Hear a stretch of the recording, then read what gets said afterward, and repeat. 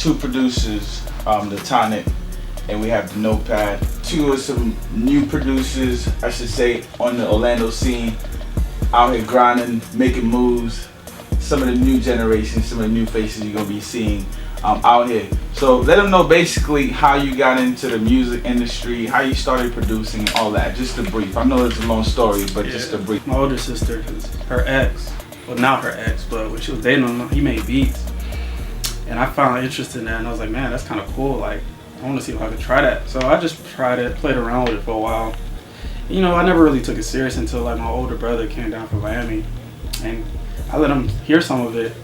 He was like chilling. He was like, yo, this is like really good. Like, I know I'm just chilling here, but like this is really good. Keep going. And ever since then, I just keep going. To answer the same question he answered, I got into producing because I realized he got into producing and he was a big influence in my life. He was kind of like, you know, brothers, you know, we growing up. So I picked it up and then basically just kept grinding until I got to my peak. So basically it.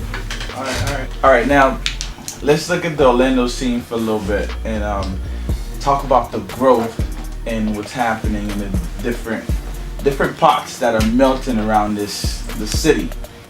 As far as the sound goes, when it comes to that, where do you guys see the sound going for Orlando? Do you see more of a trap sound happening?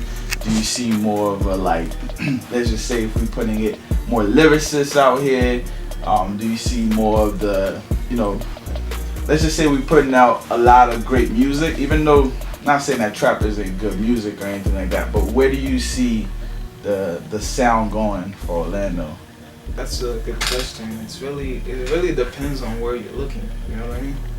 Because if you're looking for trap, you're gonna find trap in Orlando, and if you're looking for conscious rap, you're gonna find conscious rap, because there's a divide between them. It's like Back Booth has their kind of conscious, you know, different kind of rap going on, and then you got the other side with Beecham and all these other places that have the traps and all that going, you know. And then you got other venues on the east side that with the R&B vibes and all the other stuff. It's just it's on where you're looking, you know what I mean? So Orlando can really choose which one they want to like put forward on the, like, a battlefield, but you know, it depends on where you're looking. Yeah, for sure. I can't speak for like the whole Orlando because I only reside in the West. So, but I've heard a lot of the sounds in Orlando. But I think the sound is pushing towards like relatability. I feel like the most popular artists in Orlando, people gravitate to them because they relate to what they're saying. They relate to their hustle.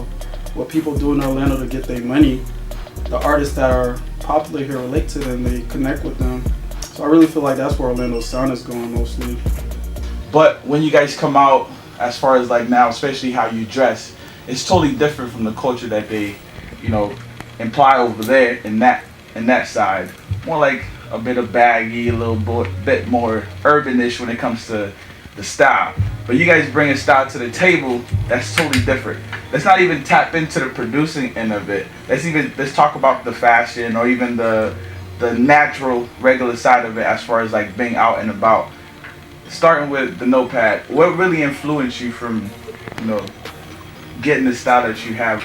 I basically, when I was in high school, I used to try to implement the ties, like the little classy look along with the urban look, and then I used to, you know, look a little funny because I used to wear, you know, little, you know, cardigans with, like, you know, the jeans and all that. But then as I grew up, I realized, you know, to spice it up a little bit, I gotta make, you know, the whole style classy. So I just picked that up and just kept running with it and just implemented my color fashion, you know, all the colorful stuff to it. So pretty much where I get the style from. Alright, because it's totally different for sure.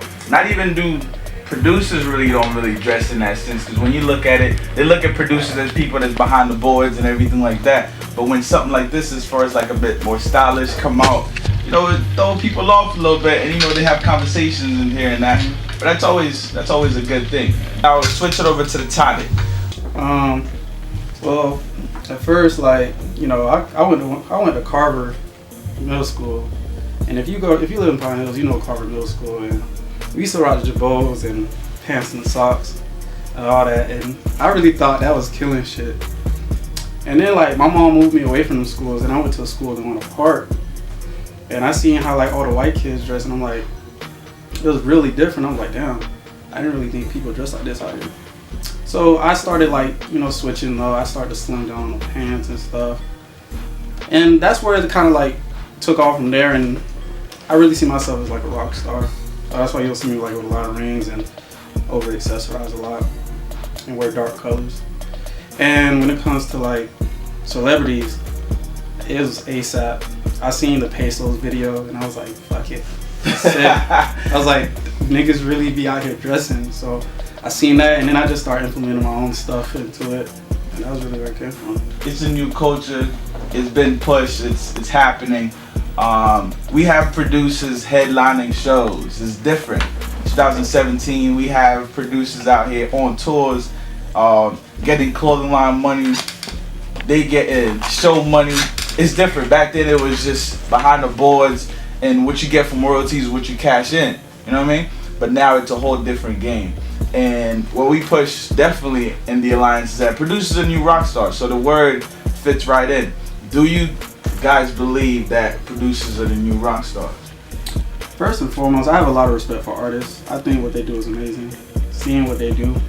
But my name is The Tonnic, and if you know about a little bit about music theory, you know it starts with the tonic. It's the root, the key note, the first note. And that's where music starts from. It starts from the instrumental. The only people selling music off acapella is opera. So it really starts with the people whose composition and the music. So, and I feel like a lot of these days where the lyrics are not as important as they used to be, people are starting to notice that producers are really making these tracks as big as they are. So that's where I feel like it's going with that. We definitely taking over a little bit. And people are starting to respect us a little bit more than they used to. A lot of artists these days trying to team up with producers. It's like, it's them and they want to produce the rock with them so they could create their sound. Because their sound comes from the producer. But tell the people where to find y'all, how to find y'all, all that good stuff. But you can literally find me on any social media at the same name. The Notepad, THENOTEPADD.